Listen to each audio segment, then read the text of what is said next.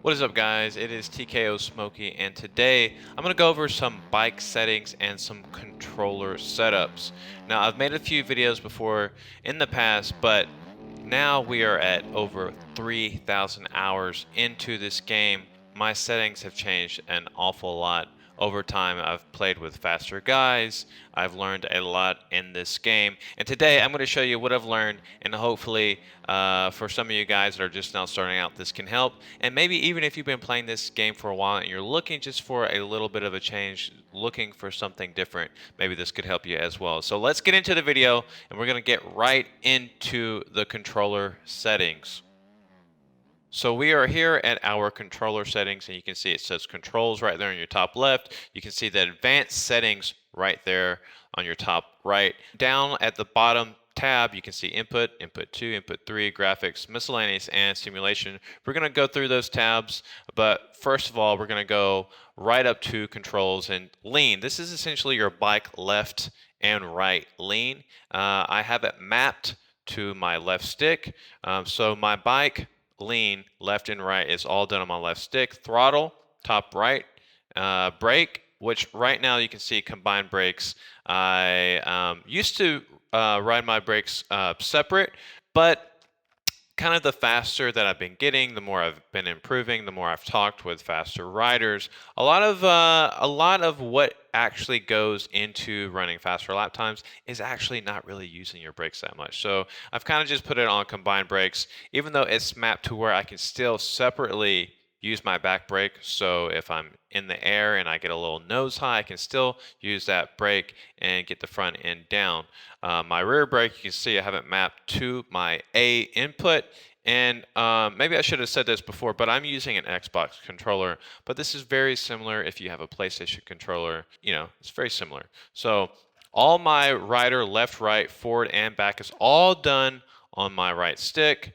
And you can see down the bottom right, the little box. That is my rider, left and right. You can see I'm moving it up. And even on the advanced side, you can see where it is smooth. So it's a smoother delivery. I kind of like using it. Some people don't have smooth turned on, but I suggest using smooth. And vice versa, you can see the little yellow bar down there. That is my rider, left and right. Rider lean tracking, don't really worry about that unless you are in VR, okay? That's only for VR. Direct lean, okay, so this is something that I've really had to get used to. This is one of the big differences that I've changed. I had my direct lean basically at 0. It was like at 5, 9, something like that. Very, very low.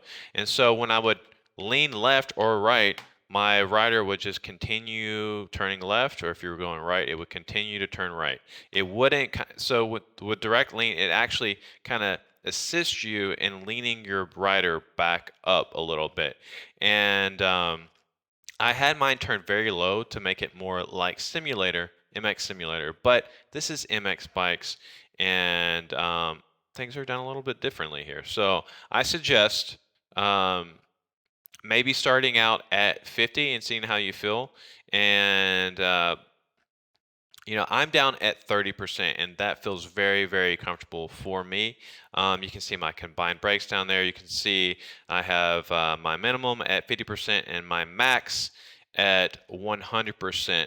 And essentially, this setup with combined brakes is if I'm using, you can see the little bars, the little red bars going down there. My front brake and my back brake are going at the same time. But essentially, I have this set up to where you really have to, if you want to use your brakes and you really want them to work, you have to slam these brakes on, and it's still not that much.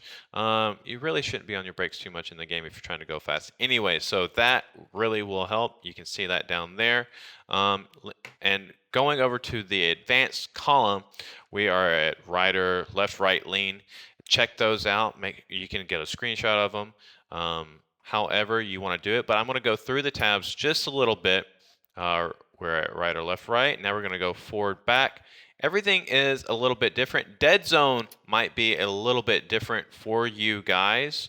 So we're going to take that back up to 10. But Depending on your controller, maybe your controller's a little worn out. Your dead zone's going to be a little bit differently. So yeah, so if you got like a worn out stick, it's going to be varying to the left a little bit, to the right a little bit, and you would just adjust your dead zone to get that line, that yellow line down there, pretty much invisible. You want that not there. So moving on, we're going to go to the clutch, and pretty much I have everything on smooth, just my preference. But we're going to go up to clutch, rear brake. You can see gain 62.4%. That's really the main number, and the linearity at 100%. This is brake. We're doing combined brakes again. So just make sure 62.4, 52%, 151. Throttle. Okay, here we go. You really want that smoothness on, the gain right there.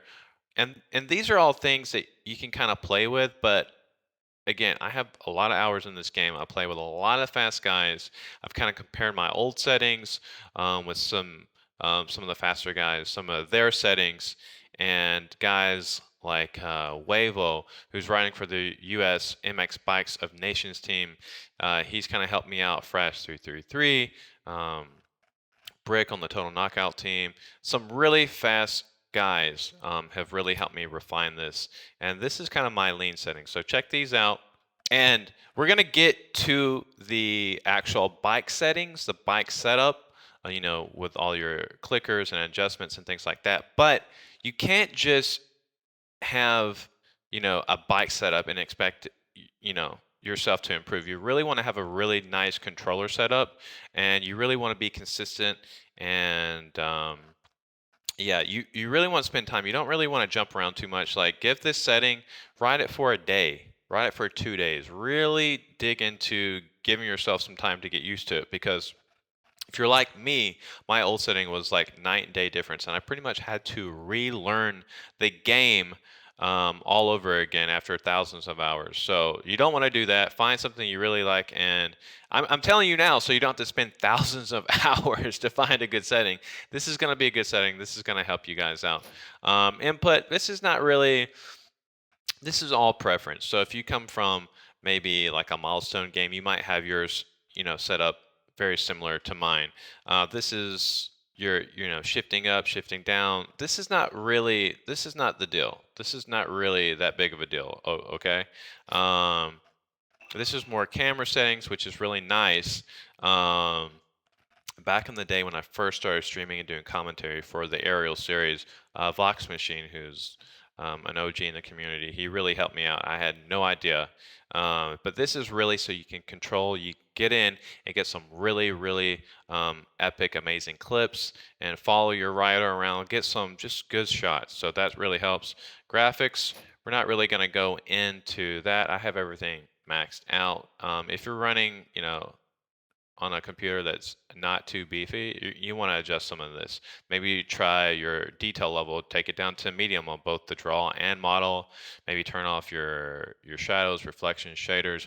It really strips it down to a bare bone game, but your actual you won't be dropping frames and things like that, which is really important when you're going really fast. And this whole video is not really about this. It's really about the controller settings, which I just showed you, and then we're going to get into a bike setup. That's not really anything important, but this right here, this is kind of the bread and butter of this. So field of view, we are rocking a 115 right now. Okay. Back in the day, if you remember, the field of view would only go to 110, and then people started, hacking a little bit and adjusting it. Paboso saw that and it was like, well, if people want a different field of view, we're just going to take it all the way up to 130. A lot of people ride 130. I think it's a little too far back on the perspective a little bit. 115 is good, but really it's just whatever you're comfortable with. A lot of people run 110, 115, 120, not much past that. And this is a big deal. My tilt, this is one of the biggest differences in my new setup, pretty much. The biggest difference in my new setup right here is definitely my tilt and pitch. I had my tilt like at 120 or whatever. So whenever you would make a turn left or right, the whole entire screen would move with you, you know. and it was crazy. Now this is gonna kind of, I have it at 2%. You could technically have it at 0, but 2%, I feel like you, you're straight. You have a like a straight horizon, and your rider, you can tell your rider's leaning more. You can tell when your bike's leaning more. It's a little bit different, a little bit better. Pitch at 35%. Go down there, and you can see some other things. But the riding aids, I recommend doing exactly this. Shift help helps, automatic clutch helps, and the automatic tire change, that's just pretty much when you go back to pits. Like if you're on the track and go back to pits, it'll automatically refresh your tires. So that's the only reason why I have it. So you don't have to manually go in there and click it. Check that out. And then we're going to go to our bike settings. We're going to go down here into our garage. And you can see I have mine labeled as TKO V2 because I've had many different settings. This is version 2. This is my refined process right here. This is what I'm really barking on right now. So fuel, there's some creators out there that have done the fuel, the lowest to blah blah blah blah. It doesn't really matter. This is just a base setup. You're not going for a hot lap right here. This is just, I got 4.0 liters in my tank. I've really found on a 250F at least, the 90 on the front, 110 on the back, and you can see my pressure 0.80, 0.9. Okay, I think it's really important to kind of find a tire pressure that you like and kind of just use it on everything. Okay, and the only thing that I really changed with my front brakes is stock. They come with 18. I put them on 20. You want some stopping power. If you're going to use your brakes, you want to be able to stop. But here we go, guys. And what I'm going to do is I'm going to pull up and compare mine to what is default.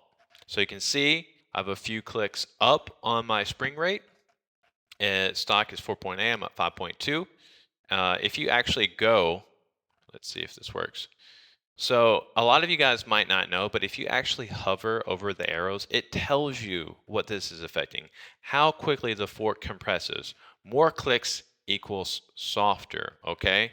I like my forks to compress just a little bit more than most. It really is helpful for outdoors, and you might adjust it maybe a click or two down, maybe just stock at 9 clicks, but I really counter this fork compression with oil height. Stock is 100. I got 110 in there, rebound 9. And again, you just hover over this, and then it'll show you what this actually does. This is V2. Normally, I have my slow bump at 6. I don't know why I didn't save. And I normally have this at 115. So you can see compared to default, this is what I have. Spring. And I really stiffen this up a lot for my Supercross. It's Supercross season. And, one of the things is there's always some triple out of a corner in Supercross, right? And you're always coming around the corner and you just hit that thing just hucked wide open, and you just endo, and you're like, what the hell? And it's because your suspension isn't stiff enough to take the impact and the speed that you're hitting it at. So you want a little stiffer suspension, especially if you're barking, guys. If you're ripping around these tracks and you're like, what's going on? I'm having some hard times. I'm consistent, but I'm having some hard times going over some of these jumps. Just stiffen your springs up just a little bit. Again, we're at 54, 42, slow bump. I'm down to 6 because obviously if you go down, it's going to stiffen it a little bit, right? More clicks equals softer, and we went down 3 clicks on that. Just a little half click on the fast bump, and there you go. This is my setting, okay? I think it works on any brand of bike. I'm very big, and once you find a setting, I feel like you can actually feel it in the sticks and the controller. Once you're comfortable with something, you can translate it to any bike, right? Like the only difference is you might get used, the drivetrain might be a little different on the brand, and I just run mine stock. I don't change anything with the gears. I don't change anything with the drive ratio. It is stock. I run it on motocross, indoors, outdoors, it doesn't matter. I'm running stock. And this is kind of a big shock too right here. Um, Stock 22 millimeters, 5 millimeters, bump those up to 25 and that down to 0. Bada bing, bada boom. That is really, really the bread and butter of these settings. Man, I hope this helped you out. Let me know in the comments what you're running, if this helped you out at all. If you have any questions, guys, you can get at me on TikTok, Instagram, Discord. All those are going to be linked down in the description. If you have any questions and you want me to make any videos on anything that can help you guys out, just let me know in the comments. It really lets me know what you guys want to see. And that's why I'm here. I made a YouTube channel so I can help you guys that are just now getting into the community. Join the Discord. We got over 1,200 members in there, so it's a big family in there. Lots of nice, cool people. And yeah, but I hope you have a great day, and I will see you guys in the next video.